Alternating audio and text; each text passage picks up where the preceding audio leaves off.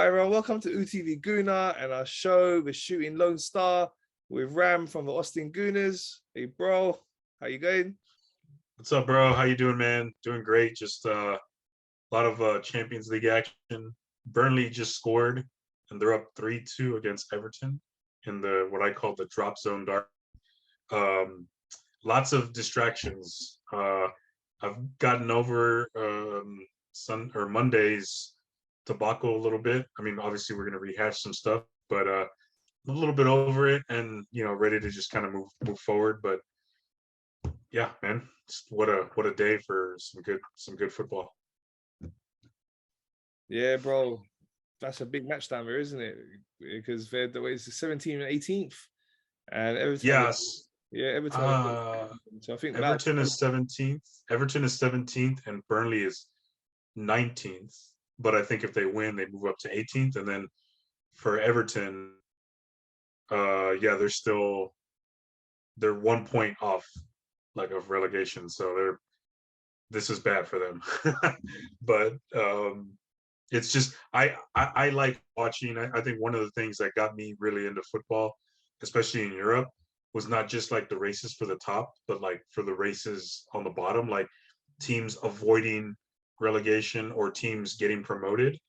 Like it's almost like you still got a lot to play for, regardless of where you are in the table. So one thing that just makes football amazing is you have to bring it every week, no matter what. And like this was billed as a really big match, and it's between like two bottom teams, and it's kind of lived up to the billing, along with the Champions League games. I've had this match on, and it's just crazy watching all this unfold, especially like Everton's such a big club, and she's sucks for them. But anyway, yeah, it's not us.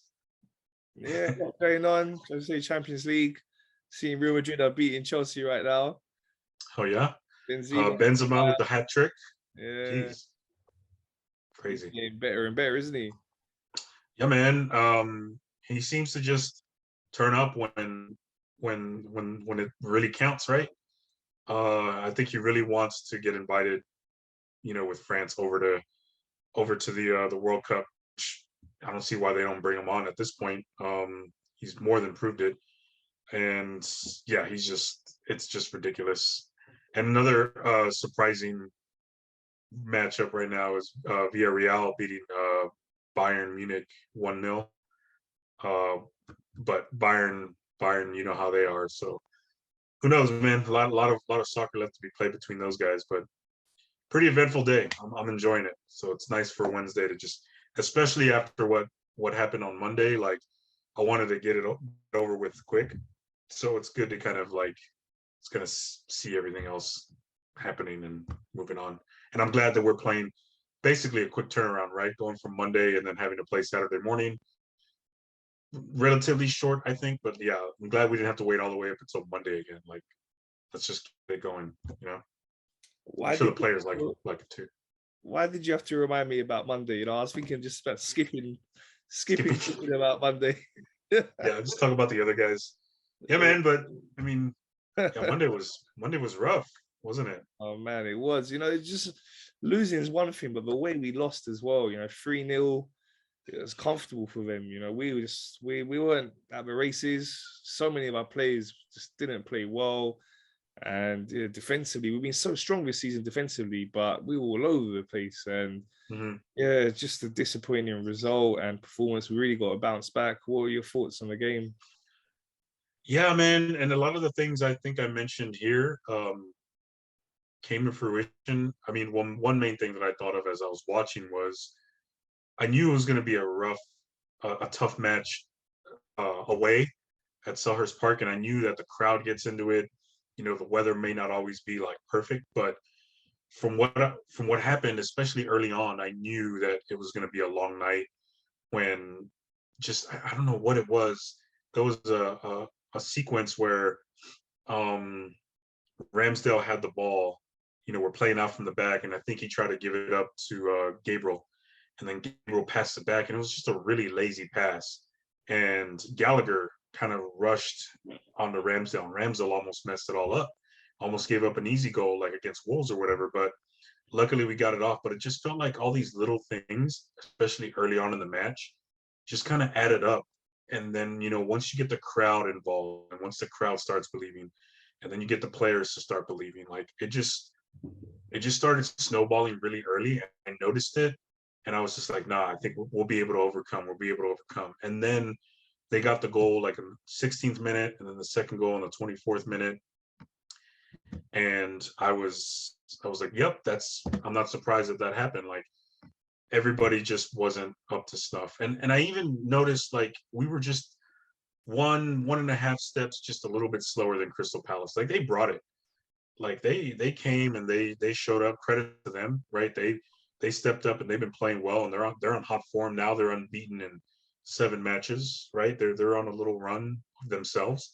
So it's not like they were going to be a pushover, but I thought that our boys were going to kind of step up and meet the challenge, and I don't really think they did. In fact, I know they didn't, and it just felt like the passes weren't as crisp, and they were just losing all the 50-50, like the cliche, like the 50-50 balls that can go either way. Like Crystal Palace was winning every single one of those.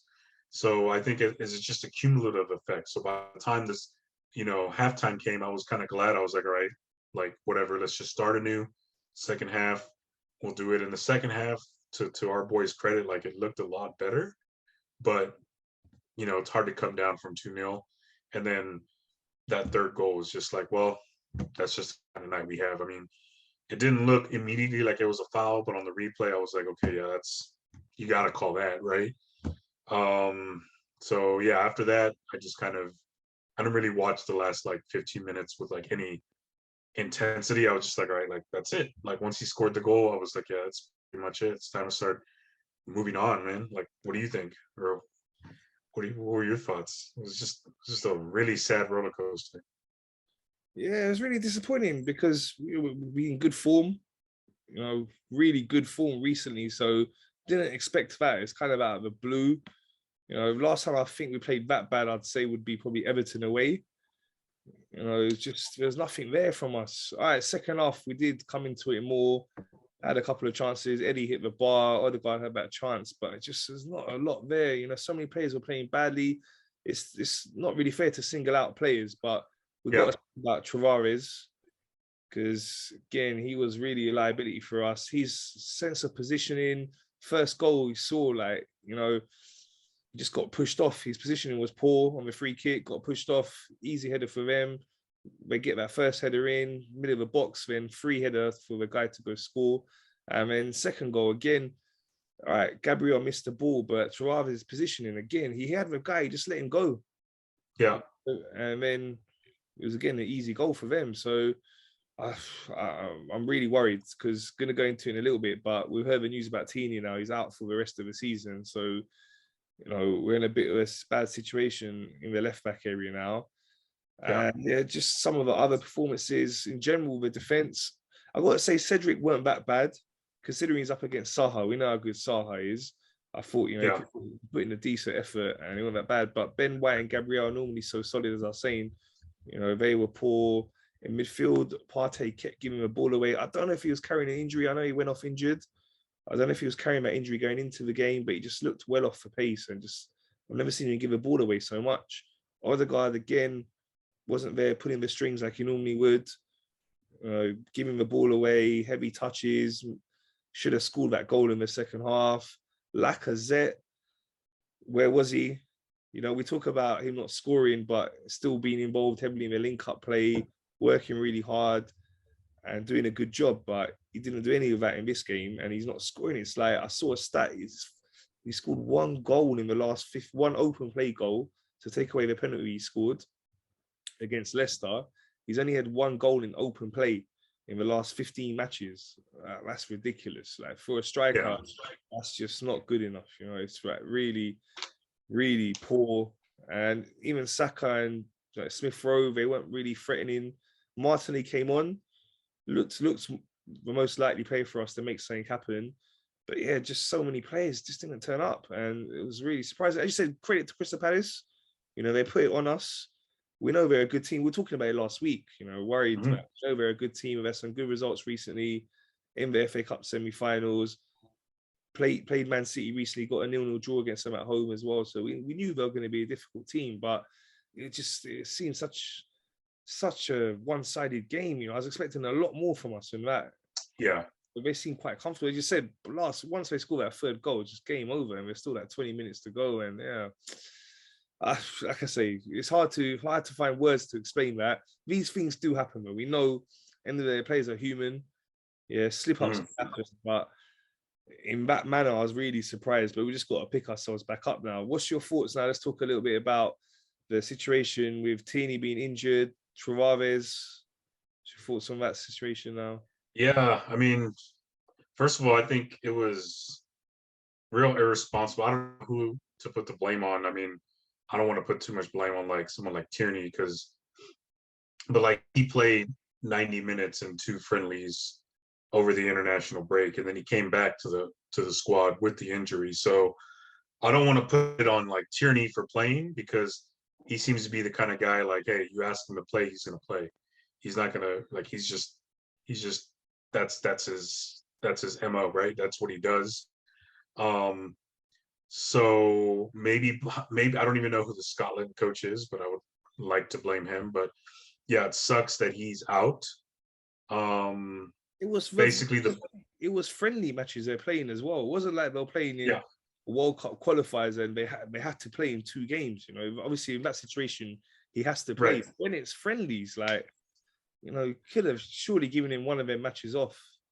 Yeah, or like I mean, I understand wanting to keep them in the team and you know involved in what they're doing, but yeah, like at least give them 1 game off, or let them play 45 minutes in both matches and just to stay fresh or whatever. But yeah, really sad, really poor judgment on everybody on that end.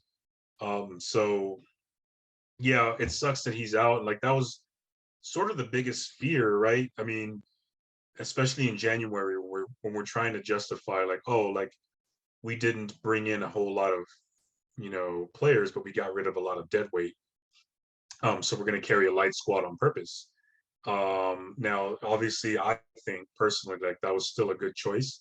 We did have a lot of, you know, the continuity that resulted from just getting rid of a bunch of players. Everybody who's in was basically in on the mission.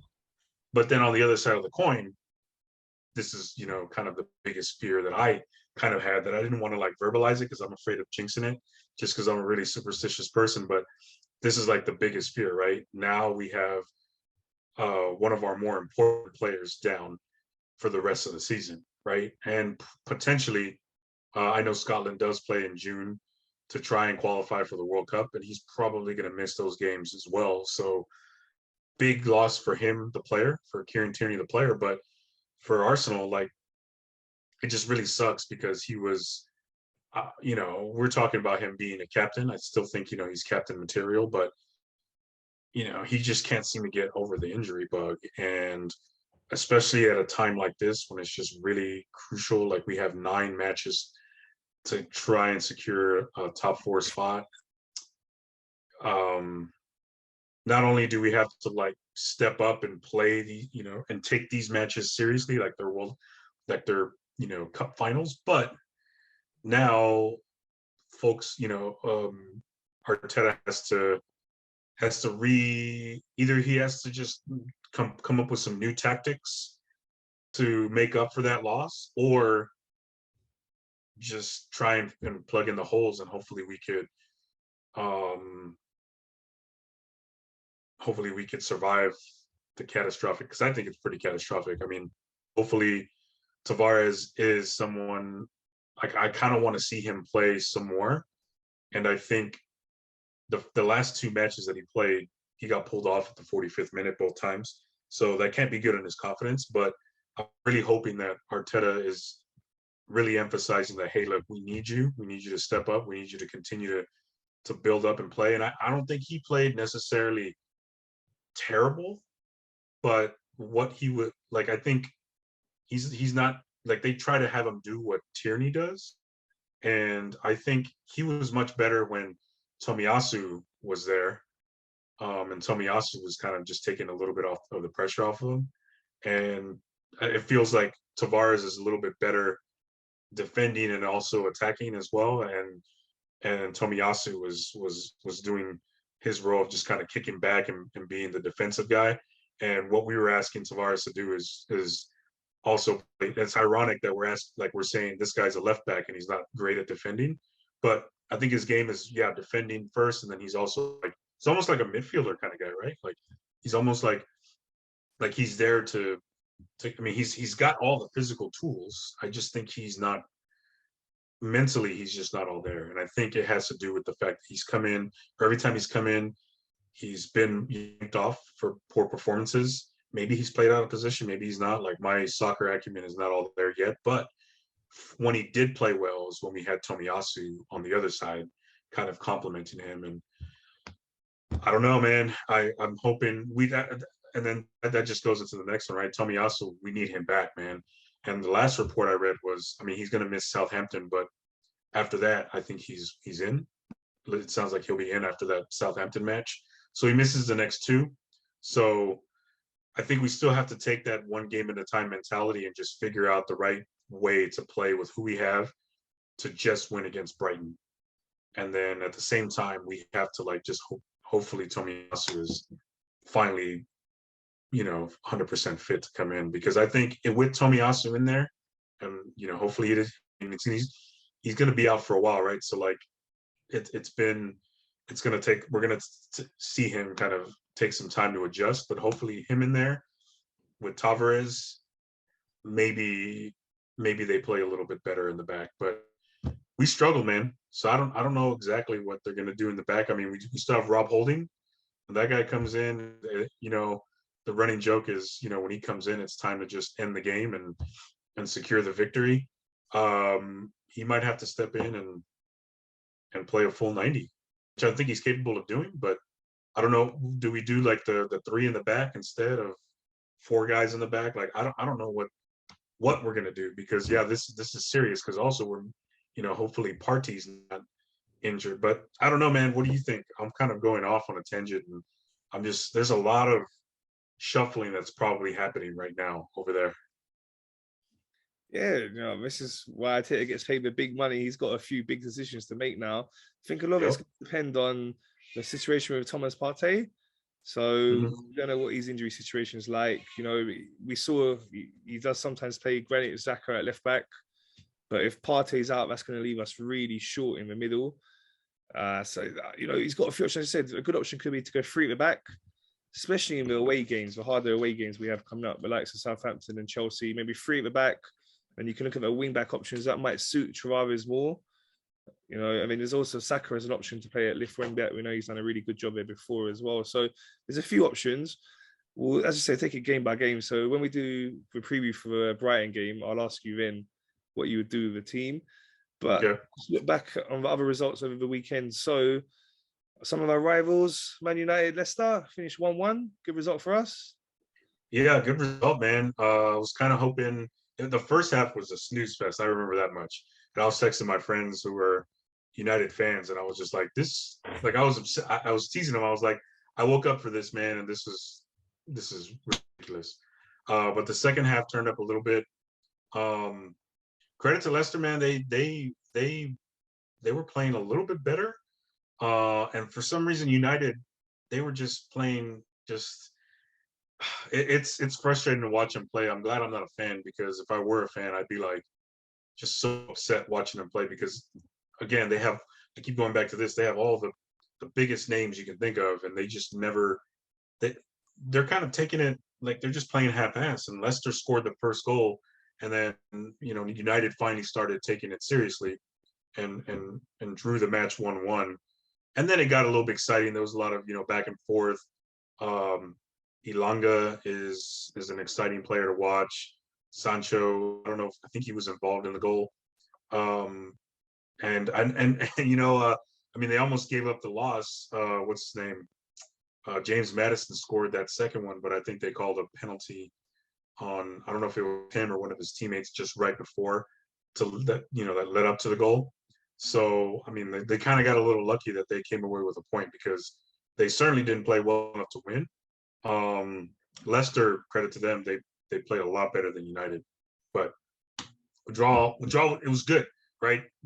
Before our match went on, like I remember, I even messaged you, and I'm like, this is good, right? Like, yeah, draw's good. I'll take a draw. I would have loved a loss, but we'll take a point. United seems to be, again, they're not far behind us in the points, but they seem to be not looking very inspired. Like they kind of just, some of those players are ready to take beach trips already. So I don't know. What do you think? Yeah, I think they're one of the outsiders now. I'd say them and West Ham. I think it's more than likely going to come down to us and Tottenham. So yeah, Mm-hmm. that's a good result for us. And West Ham, I'd say they're one of the outsiders. They keep winning. Picked up another win on the weekend playing Everton. Did you see that one? Yeah. So I'll admit, like I've been watching Everton with a close eye because I'm kind of rooting for them to get relegated, only just for the history's sake. Like I don't have really anything against that club. I mean, like they always seem to play Arsenal tough, and they beat us early in the season. But just seeing how monumental a club like them would be, like how monumental it would be for a club like them to get relegated. I'm kind of slightly rooting for it to happen. So I watched a little bit of it as I was doing some other stuff. But Everton are bad, so I mean I kind of wanted them to do something, but they didn't. So West Ham are still in it. They still look a little bit more dangerous than United, but I don't know. It wasn't like one I was too fixed on. I'll say that. I was more interested in that United match. Okay, and then Tottenham beat Newcastle 5-1. Got to say they are looking good at the moment. We're scoring a lot of goals. They've won 3 in a row now. I didn't see much of their game, but the bits I saw, they were looking good, and I read about it, and yeah, they seem to be finding some good form at the moment. Did you see their game? I watched that one in its entirety because I do like what's his name, Alan Saint Maxime. Yeah. Alan Saint Maximin. I like him. He's an exciting player, but yeah, United or Newcastle United didn't look good at all. Tottenham, I guess credit to them. As much as I hate saying it, they do look pretty dangerous. And what's his name, Conte, in his post game interview, I watched some of that too, and he kept talking about how like he's a little bit happier because he's had more, as time has gone along, he's had more time to instill his tactics, his ideas to the players, and he feels like he's finally seeing them execute. So that's good news for them, or good news if you're a Tottenham fan, but bad news I think for us, in that we're just toe to toe with them because credit to them. I mean, human Sung looks really good. He's a class player. I think he's going off to play in the World Cup as well. And yeah, just everybody's just kind of. I mean, they're just playing. They're coming into their form. They kind of got over that hump of win one, lose one, win one, lose one. So they've won a few in a row. So yeah, it's going to come down, I think, to us versus Tottenham, and I think they finally rescheduled the game. I don't know if it's official, but to May 12th. So the second to last match of the season. It's official. It's the third last match. Third last match? Okay. Yeah, third Gotcha. last match. It's just before our match against Newcastle away. So it's on Oh, the okay. Thursday, then we're playing Newcastle. They move that game to the Monday, and then the last game of the season is here against Everton. Gotcha. Yeah. So yeah, good call.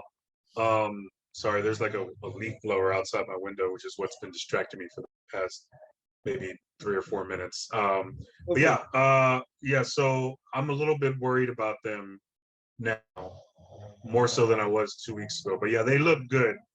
Like I said, that's the one I watched in its entirety. Uh, but we'll see. Yeah, what do you think? I mean, yeah, you said you didn't watch a whole lot of it, right? They were good. They're a good team. I mean, whatever, man. It's gonna come down to us and them. Hopefully, we could just keep pace with them. Right now, I think we're behind. Even though we have a match in hand, I think we're still behind because we lost.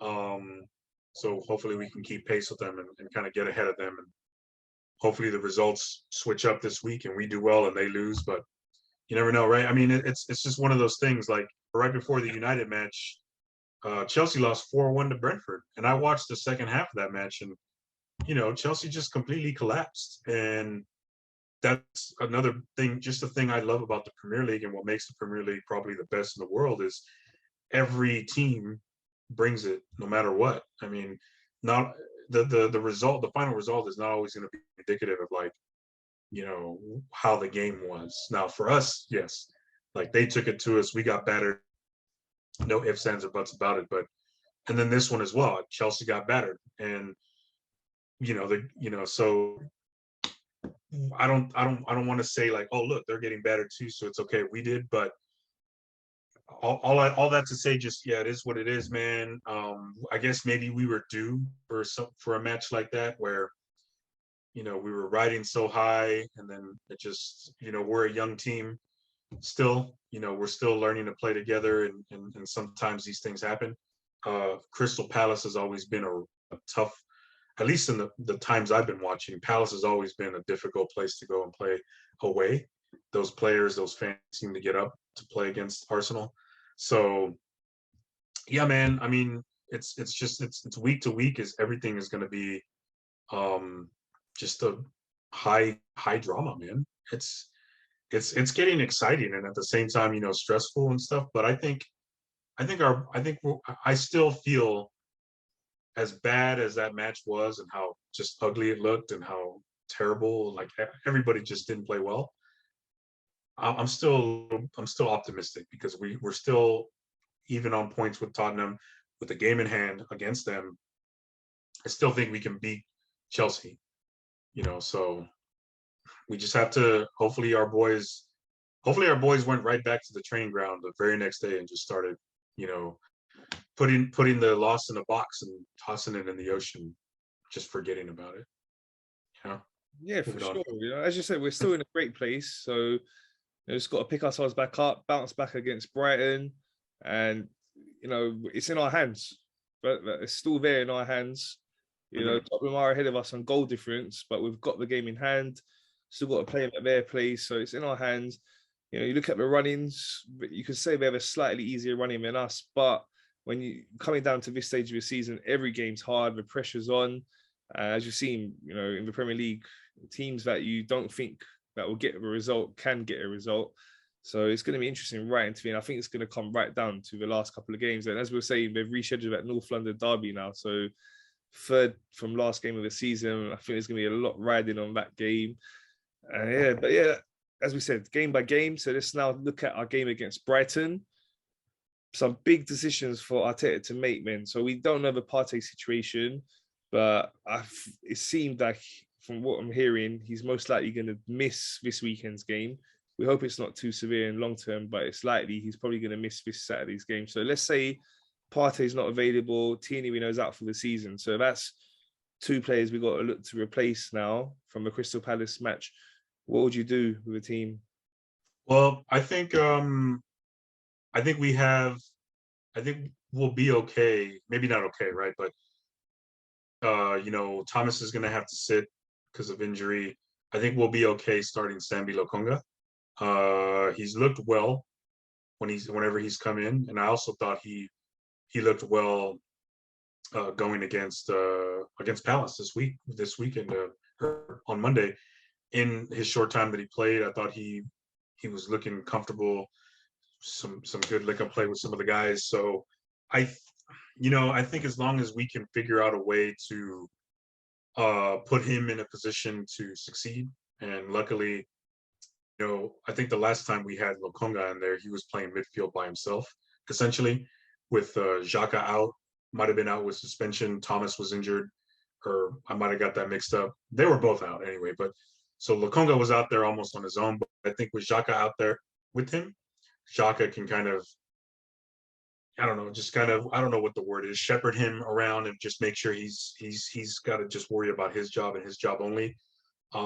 He's a great player. I mean, he's the captain for the Belgian. I don't think he's a captain for the Belgian team. He was a captain for his previous club in Belgium. He does play for the Belgian national team. He'll probably be featured in the World Cup. He's a good player, bright young star. So I am personally excited to see him go in there. It would be nice to have Thomas in there. He's was finally hitting his stride, as I've been saying in the past few weeks. So I think Lokonga is going to be good. And in the back, I think we're going to have to go with Nuno Tavares again. I think one, just because I think we need to keep his confidence going. And I just think that, I think that's the main reason. And I think, honestly, I don't know who else to put there unless we went like back three and went like Gabriel, White, and Holding, or whatever combination on that. But then that would be like, well, if we went to a back three, what does that mean for the midfield and the attackers? Like, what is that? How does that change the whole thing, right? So I think if we're gonna stay playing how we've been playing, yeah, we got to put Tavares back there, and we got to just tell him like, hey man, like you got to step up. And Cedric's been stepping up well for him, for Yasu. So I think we just got to stay, keep it continuous back there. Lokonga in the midfield. But I will say, this is kind of something I was thinking about. I think we got to start like maybe thinking about benching Lacazette, maybe putting Nketiah in there, or seeing what's up with Martinelli. Like I know we've accepted the fact that we're not going to get a bunch of goals from Lacazette, and obviously that's what we've not been getting. But like at some point, a message has to get sent to you based on your performance, right? Like, so we keep going with Lacazette. I understand, like, but what he does well, he didn't do well against Palace, right? So maybe we think about Nketiah or Martinelli up top or something like that. I don't know. What do you think? Because that for me, that's like my hottest take. Would like, I would like to see Lacazette not play at least one match. No, I fully agree. Like, you just, Yeah. we're talking earlier about the stat, one goal, open play in 15 games. That's just not good enough. Right. Times come where I would personally go for Martinelli, and that way you can keep Smith Rowe in the team, have him, Odegaard, Saka, Martinelli, as a four combined together. Be nice to see that. We were talking about that earlier as well. Yeah. We want to see that, So I think now is a good time to go for that. Eddie possibly as well. He's been looking lively. Say last few times he's come off a bench, he's been looking lively. So that's a good shout as well. But definitely, I'd be benching Lacazette. I don't know what Arteta is going to do though, because we know he's made him captain. He's been sticking by him. Even though he's going through this long run without scoring goals, but I really think now is the time. Make that change. We're at home against Brighton. Let's hit him with pace. Let's just go for it. Try something different. And then if it's not working out, you always got Lacazette as the option on the bench to bring him on. Yeah, so, and I think he's a captain, and he's enough of a professional to accept that, right? Like I think he'll be fine with that. I mean, he knows he's not producing, and I think we're also going to get. I know we had Pepe missed out on the last match as well because of illness. I don't think it was COVID. So I think he's probably going to come back. So we'll also have Pepe off the bench too. Another one, actually, I was listening to a podcast yesterday, Arsblog. I don't know if you've listened to them, but I wanted to see what you thought, because I heard him say this. This is like a rant, maybe just a out of left field type of just something. But what would you say about putting Saka at left back, like, because he played that before, right? And then having like Martinelli, Smith Rowe, and then like Pepe up top, and then with Lacazette up there. So I mean, and then still do it to where like when Tierney was playing left back, he played well. Then he was also kind of scooting up there toward the goal and doing crosses and doing all that kind of stuff. So Saka could probably do the same things, right? Because he did it that time back when he was younger. He's still young, right? But like, what do you think about what do you think about that kind of setup? Yeah, or is that just too late? Yeah, and I was talking about it on the show I do with my friend on the Big Man Breakdown show we do. Mm-hmm. We're talking about that option of having Saka there. We know he's played there before. He can do a really good job. And what we were saying is, imagine Saka left back and Martinelli on the left wing. Them two Yeah, on one side of the pitch, like, that would be a dangerous combination, you know, like that really would, having them two to deal with for any defense. So that's a good option. I would personally use that option against maybe Southampton away and Chelsea away in a wing back way. So having three at the back, I mean, Saka as a left wing back, Cedric or hopefully Tommy's back by then as a right wing back. I think that, you know, get them tough away games that we're going to have. I think that'll keep us more solid. And then it won't put too much pressure on Saka defensively. You know, if you've got three at the back, there's more cover there. So, but for this game, I agree with you about keeping Tavares because we're at home. I don't think Brighton are going to come at us that much. We're more likely to sit back. So we should have a lot of the ball, should play to Tavares' strengths, you know, going forward. mhm. And hopefully we can build his confidence up. So yeah, I would keep Tavares in for this game, but definitely looking ahead to the Southampton, the Chelsea game, and you know, looking at ahead with more difficult games, it's definitely a good option to go with Saka as a left wing back. I think. Yeah. You know, that's Okay. it's going to be interesting to see what Arteta does. You know, it's going to be some big calls, and it's unfortunate because we had got into a good rhythm. You know, the formation of us with the starting 11 was settled, but now with injuries, these things happen. Injuries are going to happen. We do have Mhm. a light squad, so it's going to be about how Arteta puts the pieces of a puzzle together, you know, and just gets the win. It's that stage now, 9 games to go, and we need to win. You Just know, win, right? Doesn't yeah, matter how it happens. yeah, whatever way it takes to get their own goal, whatever, last minute penalty, whatever, just get the win. Yeah. And yeah, so Brighton, it's a crucial match now. We're in a stage after losing this game, we really cannot afford to drop any more points. You know, so we must win. What's your correct score prediction for a Brighton one? I think I have a feeling that it's going to be dicey and a little scary. I think we're going to maybe struggle a little bit, mainly just because of injuries and just a lot of going on this week. But I think we end up pulling out the win. I think something like 2-0, but it might not be a comfortable 2-0. Maybe we get a goal to end the half. And then, it's, how our games go when we're up 1-0, right? Um, then we get that second goal, um, 75th minute or something like that to kind of just put it away. Uh, but I do think we're gonna have it's gonna be a very nerve-wracking start to Saturday morning. So I'll say 2-0. How about you? I think we're going to come out firing. You know, I'm sure Arteta is going to tell him. You know, he mentioned it in his press conference after the game that that performance against Crystal Palace wasn't good enough. You know, he Yeah. apologized to us fans and said that they know it's not good enough. Got to move on to the next game now and respond. So I expect a response. Brighton as well. I don't really think they have that much to play for. The position in the league they're in. You know, they've not been in the best of form in recent times as well. They've given us some Yeah. difficult matches in recent times. You know, so I'm hoping that this time, you know, they don't really turn up. We're really on fire and we can really put down a statement. I'm going for 3-0. I hope Confident. so too. Yeah. Yeah, you know, put down a statement, get that early goal, and then just like, you know, put the game to bed early, 3-0, then move on to the harder games we have coming up. Might be a bit optimistic. You know, it's hard right now because you're at that stage where, you know, it's every game is so important. So there's a lot riding on it. And even if it's against a team that we should be beating, it's hard. You know, the pressure's on. As I said, we've got a young team, these injuries as well now. But I'm hoping, I'm confident, still remain optimistic that, you know, we can get the result against Brighton and move through the next 8 games after that and still get top 4. So before I ask you actually about if you're still confident if we'll get top 4, let's take a little look at the other games coming up on the weekend for our Mhm. rivals. So the early kickoff on Saturday, Everton are playing Man United. Thoughts on that one?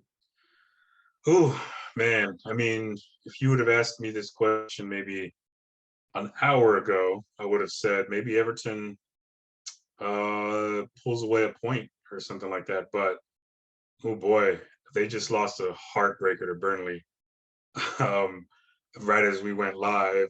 Yeah, I don't know about that one, man. I feel like United might end up winning that one, but again, United seems to play down to their competition. I mean, we saw them when Watford got 4 points against them this year. Crystal Palace has beaten them. United is not this. They're not playing very inspiring football. So I could see this going either way. I'm gonna probably just say draw to be safe, but I'd probably lean toward United ended up pulling away the victory. Everton, man, it must suck to be in that position. As much as I'm like kind of wanting to see it happen, just because I want to see history being made. Um, I can only like just watching a lot of American sports and watching teams at the bottom of the league continue to have to continue playing. Like it's it's got to be tough. You got to be a real professional to get up for these games and bring it. So we'll see, man. Everton is still close, but again, at the same time, as I mentioned at the beginning of the show, like these drop zone games are always the players play hard, right? The ones that don't want to get dropped or the ones that want to like get promoted. So we might see Everton put on a inspiring performance, but this game today for them was sort of like their turning point, right? So maybe we'll see what happens. I think this will be a very exciting game for both, right? For our top four chances, but also for Everton and their hopes to avoid getting relegated. So, oh, geez, man, like that's a very exciting match. I'm pretty excited to watch it. That's 6:30 in the morning at our time, so I'm gonna go to sleep early on Friday to watch that. But no, okay, I'll say a draw. I'll say like something like 2-2. Okay, That's my prediction. I think Man United probably win that one. Yeah, you think so? Yeah, it's a Yeah, good one. we close to think maybe 2-1 Man United. Yeah, Just like Everton on such a poor run at the moment. Man United should have Ronaldo back as well for that one. So I think yeah. they'll win that one 2-1. After our game ends, so that's the early kickoff, and we're playing at 3 o'clock. Hopefully we're beating Brighton and put some pressure on Tottenham. They got Aston Villa away. Your thoughts on that one? Cool. Let's see. Aston Villa. So last, let me see. They got 6 points in the last 5 games. They lost 2-1 to Wolves, and before that we beat them 1-0. And Tottenham is 12 points in the last 5. So yeah, 4 wins, 1 loss. 2-0, 3-1, and 5-1. Yeah, it's gonna be a hard one. That's gonna make our game. Hopefully we pull off the win, and we'll stay even with Tottenham, because I think they're gonna win this one as well against Aston Villa. They play hard. It's in Villa Park. But yeah, I think they're in a similar position to Brighton, to where they just don't really have necessarily anything big to play for other than pride. So that might be enough. But I think the way Tottenham is playing right now, I think Tottenham wins. I don't think it's 5-1 like they did against Newcastle, but probably like a 1-0, 2-0. I'll say 2-1. 2-1 Tottenham. Okay, I'm really hoping Villa can do us a favour. Yeah. They are a good team, but I just think they're at that stage of the season as well. They haven't got that much to play for. They're kind of in that mid-table range where not really pushing for Europe, not in a relegation battle.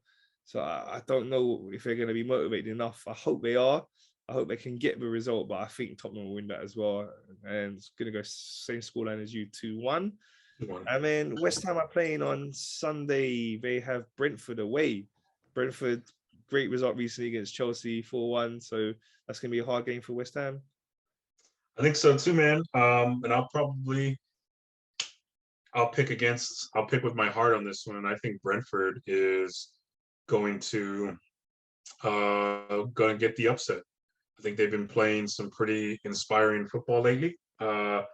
They have lost against Newcastle and Leicester. But yeah, 4-1 against Chelsea, I think gives them a good bump. So I think they continue that and play strong at home against West Ham. And Brentford is pretty much, it looks like, I'm looking at the table, and they're pretty much safe. I mean, they're at 33 points. The drop zone, Burnley is at 18th place now with 24, Everton at 25. So, and then the next one is Leeds at 30. So Brentford is at 33. I think they're pretty safe at this point. So I think they can start playing a little bit looser. I think them versus what we just said against like Villa and Brighton, where they're maybe, in a safe space, and they're just maybe, who knows, like maybe might play uninspiring. I think Brentford is one of those teams that, they're still in their first year in the Premier League. So they're they're still, I think they're playing, inspiring football. It's fun to watch them play sometimes. So I think they end up winning this one, something like 1-0, 2-0. But you never know. I'll say 2-0. I think they're gonna shock the Hammers. Yeah, with West Ham also they got the Europa League, haven't they? So big quarter final coming up for them as well. So we don't know how much of an effect that will have on the game as well. But definitely Brentford are in good form. They're a good team at home as well. We know they've got a good record at home. I'm going to go for a 1-1 draw in that one. And then we've got to talk about the big game of the whole weekend. Because, it's a title decider. You could say a bit early to say a title decider, but it could go a long way to deciding who does win the Premier League. It's Manchester City against Liverpool. Your thoughts and prediction on that one?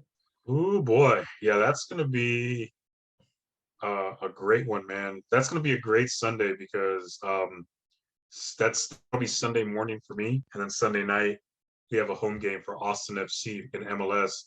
So yeah, that's gonna be a fun Sunday. But yeah, that match is I'm looking forward to that. As I mentioned, I don't know if I mentioned this in the earlier recording, right? Might have said it before we started recording, but NBC broadcasts all our games in the U.S.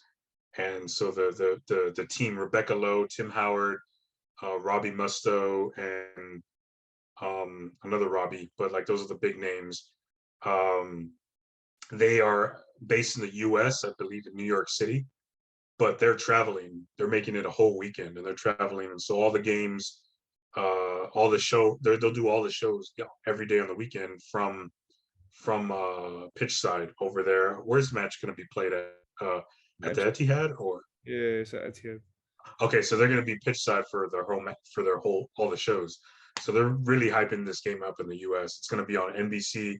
It's not going to be like on the smaller NBC related networks. It's like on the big boy channel. Man, I don't know. I have a really good friend who's a big Liverpool fan. And so I watched a lot of games with him when I was like deciding on what team to pick. So I kind of, have a soft spot for like Sadio Mane and Mo Salah, Trent Alexander-Arnold. And as much as I see the vision with Arteta wanting to play pet ball, he wants like Man City. When I watch them, I kind of watch them with the eye like this is the kind of ball that Arteta wants to play with our boys. So I don't know who I would pull for, man. I want to see this continue to go on, so I don't want to be decided right now. So I'm probably either going to pull for a draw because I think a draw keeps Liverpool within shouting distance. But you know what? I'll say Liverpool's going to win this because then this puts Liverpool like 1 or 2 points ahead of City. So I'll say Liverpool wins this. What do I want to call it? We'll call it 2-1. 2-1 Liverpool. Okay, it's one of them games. It's really hard to pick a winner. Both great teams, they've really taken it to another level. They've risen the bar. We've seen the amount of points they're getting each season, recent times to win the Premier League. Really great teams, world class. It's really hard to pick between them. Two great managers. Like you say, a result that would be nice for us in terms of the title races, neutrals, would be a draw. That keeps it going. If Man City win, they'll open up a 4-point gap. You'd say that would be enough for them, with not that many games to go to wrap it up. But if Liverpool win, they would go 2 points ahead. So then it's still really open. So, yeah, tricky one. I'm going to go for a draw. I think it'll be a 2-2. I think it's just too tight to split them. I see you do have a home advantage. They also played at home during the week now for Champions League. Liverpool had to travel to Portugal. But it's about as yesterday on Tuesday, so both will had a decent amount of rest before this game on Sunday. So yeah, it's going to be really interesting. But what a weekend we have coming up. Yeah, 2-2 for me in that one. And then gonna ask you that question. So it's hard, just come off a demoralizing loss. But as we said, we're still in a great position. Still in our hands. Are you still confident we're gonna make the top 4? I think so. I think, as I said on Monday with some of my buddies, I didn't expect us to win every match left before the Palace game started, like I understood like we're not going to go undefeated. You know, we have 10 matches, we're not going to win all of them. So now this just wasn't the match that I wanted to lose. But then another caveat to that was I wouldn't have been surprised if we lost, like, let's say we lost 1-0. I wouldn't have been heartbroken. I think what worries me more than the result is the way the result happened and the injuries. So, as you said right now, Arteta gets paid the big bucks to make these decisions. I'm confident that he's gonna create a game plan to overcome these injuries. I think he will. I don't think it's gonna look pretty maybe early on. That's why I'm saying, you know, our match against Brighton is gonna maybe be a little nerve-wracking to start because we're gonna have to adjust. So, but at the same time, and then B, I think he's gonna be good at doing is getting the players to compartmentalize the loss that just happened, put it away, lock it in a box, throw it in the ocean, and move forward to focus on Brighton and Brighton only, right? Let's just figure out how to win this match, and then we can worry about the next ones, right? A big cliche that I hear in American football, because injuries are like the fabric of the game, right? Injuries happen so often. And you always have to have the mentality like next man up, right? Don't make excuses. Like you have to just accept the fact that somebody got injured and whoever comes in has to step up. There's no choice. So, and then, you know, a lot of the teams that make it to end up winning the Super Bowl or get into the playoffs, everybody's dealing with injuries at that point. So, you know, everybody is dealing with injuries across the board. So I think we just need to I think just need to come up with a game plan to work with what we do have, and then the players mentally just have to get over how bad it was, and then just move on because we're still in it. I think, you know, we're tied on points with Tottenham, who looks like they're going to be the main one for number 4, and also I still think Chelsea. I mean, come on, man, they look bad against Brighton and bad against Madrid. Who knows? Maybe they might start hitting a little bit of a roadblock and start collapsing and shit. It'll just be Tottenham and Arsenal going for 3 and 4. I don't think that's going to be the case, but I still think like before the Palace match, I was thinking we got to keep our eyes on Chelsea because I think we can catch up to them. Now, maybe not so much, but I think, you know, we still have a chance for, at worst, European football, but we could still clinch this Champions League spot. So, yeah, I'm still pretty optimistic. I think we'll be okay. I like the fact that, you know, we went from Monday, and it's a good thing we didn't have to wait until Monday to play another match. I think the fact that we're playing early on a Saturday morning is good. So we just kind of get over it quickly and get it going. But I guess, yeah, to answer your question, I think we're still maybe not necessarily runaway favorites, but our name's still in the hat, and you know we got a lot of games to go. Finish line is there, but we're still in it. What do you think? Yeah, still a long way to go. You know, 9 games, a lot can happen in that time. Still in our hands. I'm still confident. It's just vital now we pick ourselves up. We beat Brighton, and then we know we've got that really big week coming up where we're playing Southampton away, Chelsea away, and Man United at home. So yeah, you know, it's crucial how the next few games go. Hopefully, you know, we can get back into a nice winning run now. And you know, looking at what the runnings are like, it's going to be hard. It's going to be coming down to just, you know, taking it game by game. As you said, you know, no excuses. We got injuries, but that happens. You know, other teams have injuries too. We just got to put in our best effort. That's all we can ask for as fans. You know, we just try our hardest. If we're to get it, that would be great. But I can see us, you know, it's going to be one of them nervy ones that goes down to the last couple of games of the season, if not the last game. So, yeah, I'm still optimistic. Got to be positive, you know. We're there. We're right there. Got a great chance. It's in our hands. So let's hope we can do it. So, yeah, bro, that's all from us. Thank you. Yeah, man.